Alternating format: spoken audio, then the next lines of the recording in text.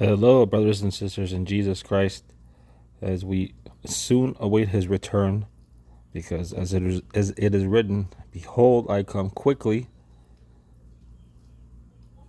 I wanted to show you this. Russia is drafting 400,000 troops, and if they're doing it via email, not traditional letter, email. And everyone has to respond. Everyone has to do their duty. Pay very close attention to what they say about what happens if you do not report for duty. Listen to what they say. It'll remind you of something in the book of Revelation. Law. The legislation makes it harder to dodge a military call-up, and it allows draft orders to be delivered by email.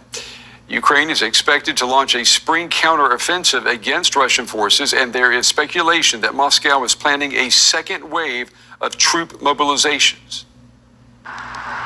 It happened very quickly.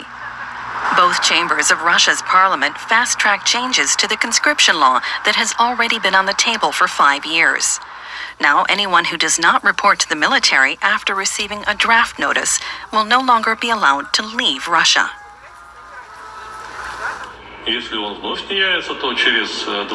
who repeatedly do not report for duty can have their driver's license revoked, their right to engage in real estate deals revoked, and may neither register a business nor borrow money.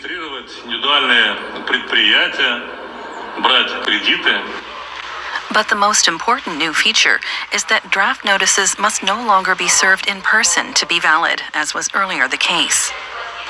Other delivery methods are now permitted, such as by registered mail or electronically via the General Civil Register with which most Russians have an account. As a result, it's no longer possible to ignore a draft notice. These changes mainly affect compulsory military service, but it doesn't rule out expanding it to those who might be mobilized in the future.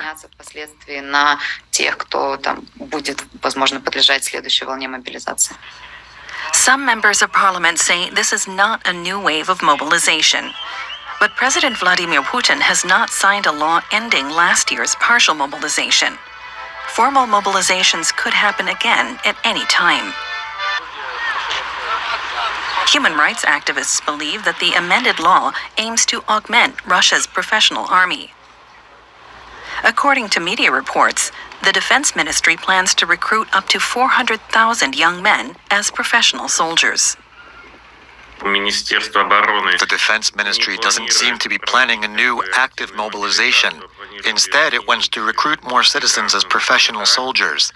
That is, the men drafted to compulsory military service are probably the targeted individuals. It's most likely that there will be more cases in which draftees will be forced to sign contracts with the army. One more new feature, a standardized conscripts register with personal data on draftees' health, education status, and possibly dual citizenship status. Russian members of parliament maintain that all of these changes would not apply to the current conscription wave, which ends in mid-July.